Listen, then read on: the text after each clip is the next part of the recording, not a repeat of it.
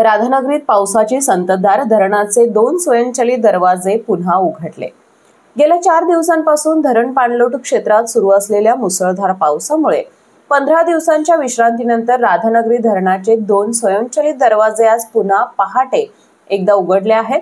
या दरवाजांमधून होणाऱ्या विसर्गामुळे भोगावती नदीच्या पाणी पातळीत मोठी वाढ झाली असून नदीकाठच्या गावांना प्रशासनाने सतर्कतेचा इशारा दिला आहे।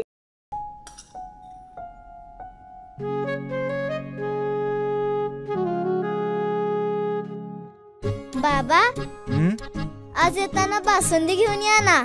अगं, कालच आपण आईचा वाढदिवस होता म्हणून आणली होती ना। ऐकलं? गोकुळची बासुंदी पुन्हा खावीशी वाटतेय। खरं सांगू, मलाही खावीशी वाटतेय। पुन्हा पुन्हा खावीशी वाटणारी गोकुळ बासुंदी। शनिवारी पहाटेच्या शांत वातावरणात प्रथम 2:16 धरणाचा 3 क्रमांकाचा दरवाजा उघडला आणि त्यानंतर पहाटे 4:17 6 क्रमांकाच्या दरवाजातूनही पाण्याचा विसर्ग सुरू झाला। या अनपेक्षित पण दमदार पुनरागमनामुळे प्रशासकीय यंत्रणा सतर्क झाली आहे। सध्या धरणातून भोगावती नदीच्या पात्रात मोठ्या प्रमाणात पाण्याचा विसर्ग सुरू आहे।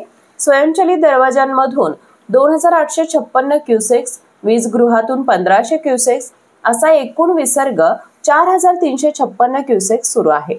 या एकत्रित विसर्गामुळे भोगावती नदी पुन्हा एकदा दुथडी भरून वाहू लागली आहे। केके न्यूज साठी राधानगरीहून मिलिंद कांबळे। अशाच नवनवीन अपडेट पाहण्यासाठी आमच्या केके न्यूज चॅनेलला सबस्क्राइब करा।